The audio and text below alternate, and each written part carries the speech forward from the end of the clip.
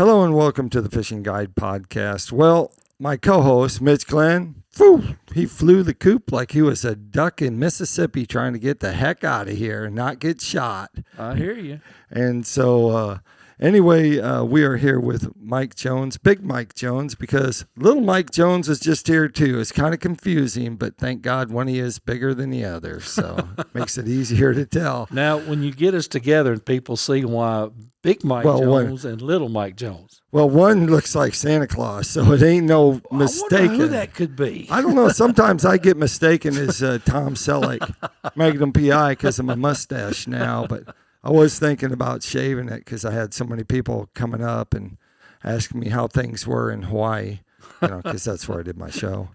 But most importantly is we have just wrapped up. We want to make sure that people found out about what we did here in Mississippi on Lake Washington and also over on Leland, Mississippi at the Mississippi Wildlife Heritage Museum. That's right. And so, and we have to also give a shout out to Billy, but we'll do that when we get over to that section. We're going to start with the fishing part. What we had was Catch, Clean, and Cook Adventures event that happened over here. Followed by the eating, the most favorite part that you liked. Dude, they had some great food in that thing. It was. We may have to spell out whatever that was that crappie cowboy cooked. Well, we're just going to say he had the premium dish. It was a Mexican dish. Yeah, it was. So we may get someone in the background to yell out what that was, but she's scratching her head. But anyway, let's just start. Let's start with the event. This is actually event number 2, but this is actually our first one in Mississippi. Exactly, of the Catch, Clean, and Cook Adventures. It is. Well, the first with the added adventures, the second with the Catch, Clean, and Cook. Right. And, when you do something the first time, Brad, we learned to tweak some things. So we added the adventures because you never know what you and I and Miss Judy are going to end up doing. I mean, it could just be a cooking event and we get to eat. That's right. So it could end up being spaghetti. Who knows? It might be. We might even get involved with some of that tomorrow. Yeah, I want to let the cat out of the bag, but we didn't. We just said spaghetti. Yeah, that's right. So tell us, what happens at the adventures? What happens at this event? Well, it takes a long time to plan these things out and get everything together, your lodging and in your host venues and your restaurants involved and, everything where we go and do things. It takes a while to get all these folks on board and, if it's going to be sponsored or if you've got to raise sponsors to cover all this. Right. So, I'm actually, today is Friday, 2 days after our completion of the event, and I'm already working for our 2026, hashtag 2026 Mississippi Fish Camp. Right. I'm already on the ball working on that because it'll take a year to pull all this together. Right. And so let's start with lodging. Okay. Give a shout out to the lodging where people stayed. Well, our media folks stayed here at Esperanza Outdoors Linden Plantation. Yep. With Cameron and Whitney Dickens. They've been with us ever since we started this thing 5 years ago. Yep. And it's always a great place. All the media folks just love it. The venue is a great place. The scenery. I mean, you can see some of the most amazing sunrises, sunsets, and moonrises and moonsets. And just like you were saying a while ago, there's a big fire pit out here. If you're in the hankering for some outdoor, after dark adventures, throw some logs on the fire and start them up. That's right. And Lake Washington happens to be literally just across the road. And Judy and I just walked over there, walked down their boat dock and just kind of walked around, looked at things. We were going to take some pictures. So that does one of the lodgings. That's where the media people stayed, and that's actually where we're doing this show. Yep. But where's the other place? All right. The Silverstone on the Lake is about a mile north of here, and that's Ricky McCorkle and his wife and family has that. They've also been with us for 5 years, and that's a 5-bedroom, 3.5 bath with a really nice deck on the back of the house where we fried fish and cooked and stuff. Yeah. And then they've got a long pier that goes out, into the water where you can pull up and swap media folks. Worked really good for that. It did. And then, if the weather is decent where you're not looking at, hurricane force winds blowing, you actually could, tie up out there. Yeah. So, and it's a nice, it's a really nice property. When it rains like we had all that rain before, we had a lot of rain. It gets a lot of mud, and all. But I'm gonna get with Mr. Ricky, and we're gonna try to work on that before our next year's event. But anyway, I mean the 2 lodging places that we have are just magnificent, and sometimes we have to go into Greenville and get some stuff up there. Plus, you got Roy's Story right down the road. It's got lodging, so there's all kinds of lodging up and down the lake here for these events. But our sponsors is Linden Plantation, Esperanza Outdoors, and Silverstone on the lake. And a huge shout out. We couldn't do it without them. So you talked about media. So we brought in certain members of the media, and then we also brought in some pros and guides. So we're actually just going to start with the media people that came to the event. And so we'll start with I want to start with the Hall of Famer, Bill Cooper. Outstanding. Bill Cooper come in. Of course, he has a podcast show too, which is called Living the Dream Outdoors. That's podcast. Right. That's right. So he came in, but he also writes and has other content. Really a big social influencer for being 72, or is he 76? He's 76. He's 76. He's 76. So for someone 76, he's on Facebook all the time. But he did a lot of posts during the show, and then he got 3 podcast shows. I know for a fact that he's going to be publishing and putting out. That takes us up to Mike Giles. Mike Giles from Meridian, Mississippi, who he represents Bass Pro Shop, and he writes for Visit Mississippi some and some other publications. I'm not exactly sure which ones it is with him, but he's also a Hall of Famer in all, and he's big supporter of the Mississippi Wildlife Heritage Museum and all. And Mike brought to the award ceremony and auction Wednesday night, he brought 2 custom made numbered turkey calls that ended up bringing several $100 to the table. So he's just a great guy to have around, and he's good to, like, we put him with the Bass-tastics group. He's done. This is the 3rd story out of the 3 or 4 years that he's been here that he's actually took the Bass-tastics kids, and I say kids, they're juniors and seniors. He's taken them and went out and got their story and all and told about them. And I'm looking forward to seeing the huge story he's going to write about them from this one. Okay, and that takes us up. We're gonna categorize them together because that was the fly fishing people that came up, fly fishing anglers, Polly Dean Watkins and also Jimmy Jacobs. They were our fly fishing people and anglers that were media at the same time, and then they have a website. And so they came up and they did something that was quite unique and did some fly fishing for crappie, but they also did it for the white bass. So that was pretty cool. They came up. They have a website that they'll be posting some on the fly.com. On the Fly South. ontheflysouth.com is their website. So they'll be publishing some stuff that's inside there. We also had the person from the newspaper came today. Yeah, but hold on. I want to make a point about, On the Fly South with Polly Dean and Jimmy Jacobs. Folks, those of you who fish Lake Washington and all, it's known for trolling and single poling and now live scoping and all.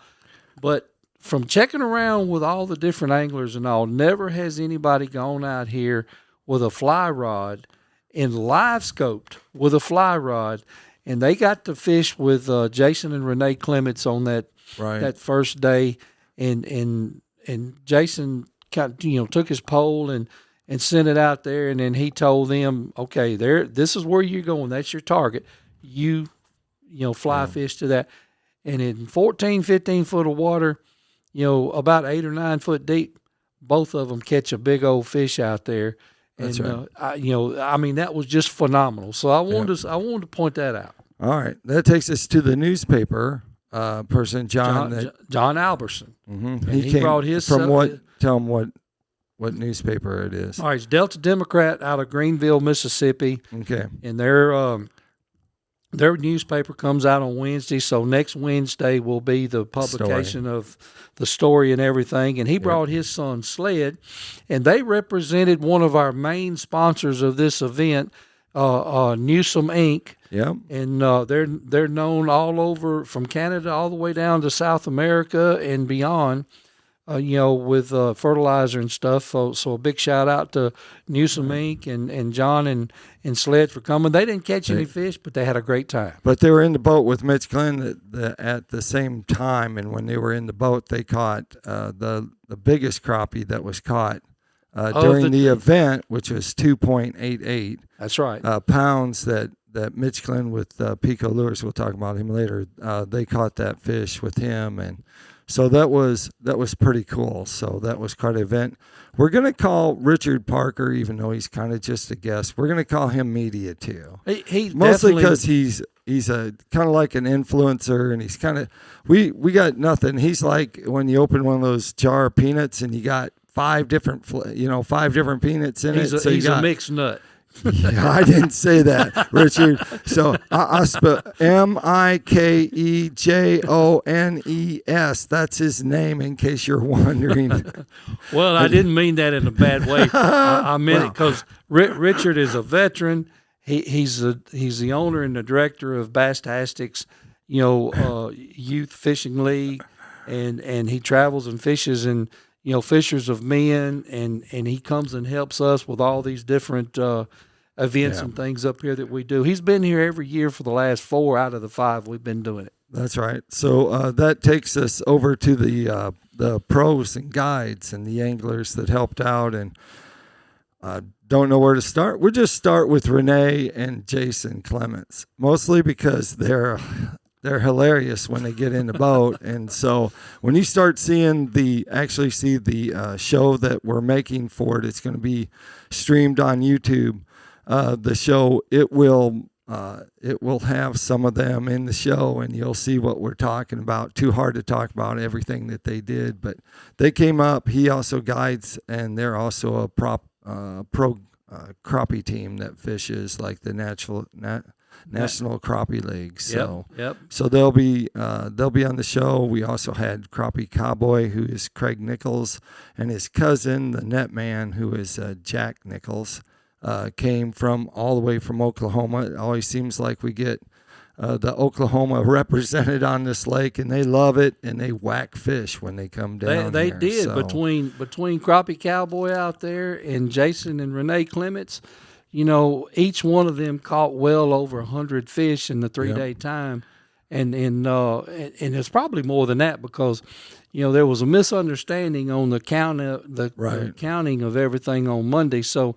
And then they lost time when they were doing, some special training and stuff. So it could have been more than that. Oh, it would have been more if they wouldn't have had to take the fly fishermen out and literally stop fishing and start doing that. That takes us up to our friend James Calloway. Crappie Ninja. Crappie Ninja showed up, and of course it seems like he starts slow and he builds his way up higher and higher, so he starts catching more and more. So actually my wife Judy went out with him and caught some fish. Actually, they caught some 2-pound crappie while they were out there towards the very end, and then they also caught some white bass. And so it was that's quite a deal. So we had those people came, and then who else did we have come? Well, speaking on Crappie Ninja, just real quick, he went out there today. He caught 15 today. Each day he got progressed a little bigger and better. And his big fish of the week so far is a 238 on the crappie. He was excited, but he called me a while ago. He's furnishing his scales and all to come and weigh, for the Big Mama crappie bass tournament tomorrow and all. But he broke something on his boat. James Calloway. Yeah, James Calloway. And he had to run home and get some parts to come back and get things going so he can fish in the morning. Right. But big shout out to James and Crappie Ninja and all the help and support he's doing. Yep. Who else did we have come as the pros and guides? You talked about Richard Parker. Yeah. We had Chris Johnson. Chris Johnson. Bass angler from Northwest Arkansas. The Chris Johnson is what I told him. The Chris Johnson. and the aspiring angler. So Chris came. Chris actually doesn't use electronics and in the sense he doesn't use forward-facing sonar. And so he came down special. He was in Bassmaster every week on their website for paid week after week after week, and he's just known as someone that fishes that style. And so he came down and he started catching. If the fish would have warmed up a little faster, and the water would have warmed up a little bit faster, it'd have been a lot. There'd been some slaying. There would have been some real slaying going on with the largemouth bass. But so anyway, when I talk about the guides and people that we had on, you're going to be able to see the guides fish in the show. Yes. So that's going to be streamed. So you'll be able to see that, and then you'll be able to put two and two together and go, wow, maybe I can do this.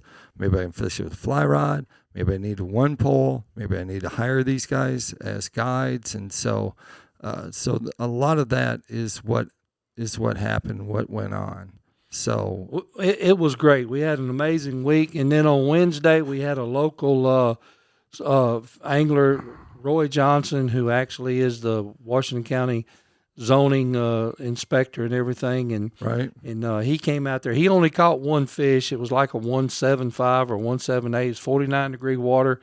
He's a single polar where he just goes around, and they just weren't in there though. They're close though. Yeah. They could bust in there and be in there in 3 days from now. So that could happen, and that takes us up to the reception that we had.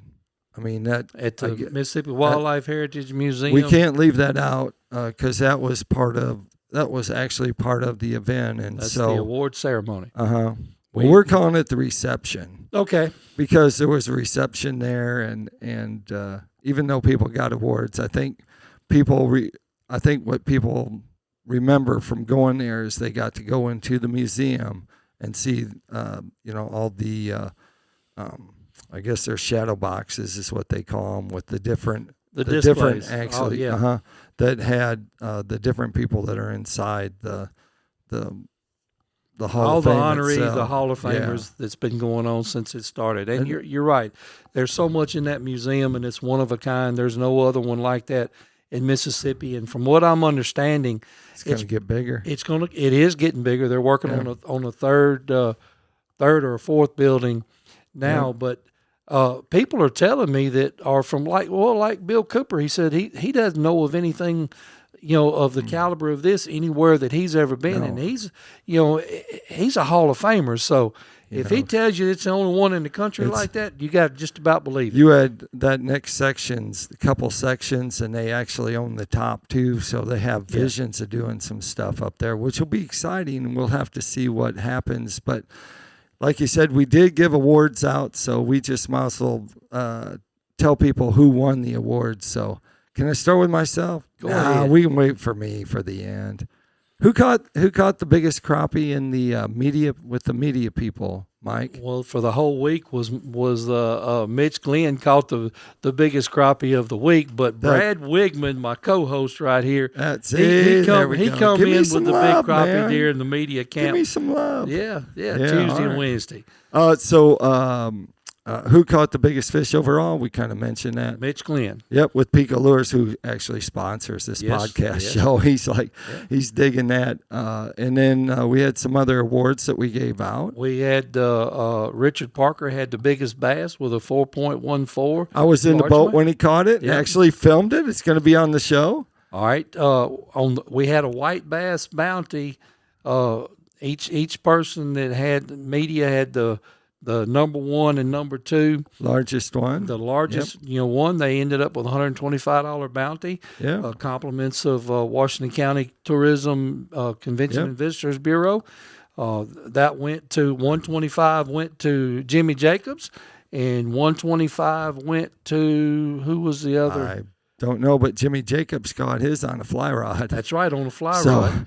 And then on the angler side, we had James Calloway, Crappie Ninja had one, and Chris Johnson had one. That's right. So that was the awards. You gave out a couple different awards. One went to Paul Alpers. Paul Alpers is inducted into the Bait and Things 2025 Legends Wall of Fame. We've also got Hank Burdine, which is a local Mississippi historian who passed away in all. He was inducted into the 2025 Mississippi historian. Holt Collier, which, he is a huge part of Hank Burdine's, stories and all, and he was inducted in.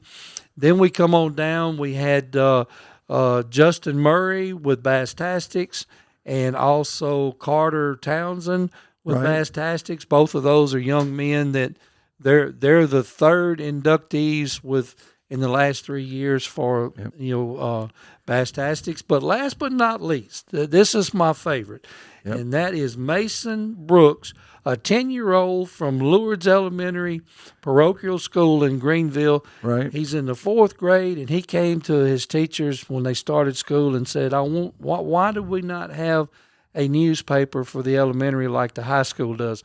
And lo and behold, they have it now, and he's the editor. So we were proud to have him there and give him some love on Wednesday night. He's going to be an amazing young man as he grows up at 10 years old and already doing stuff like this. That's right. And you'll be able to see more, of course, on everything that happened here.